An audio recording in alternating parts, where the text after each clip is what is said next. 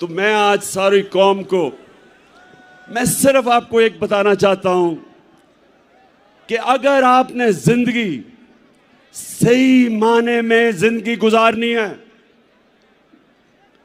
तो ये जो मौत का खौफ है इससे अपने आप को आजाद करें। ये जो खौफ जो इंसान के ऊपर तारी होता है, बड़े इंसान को एक छोटा सा इंसान बना देता है। खौफ एक कौम को गुलाम बना देती है। ये जो मरने का डर है, मुसलमानों की तारीख में जो सबसे बड़ा सानिया हुआ हजरत इमाम हुसैन का करबला में, तो कूफा के लोगों को पता था कि हजरत इमाम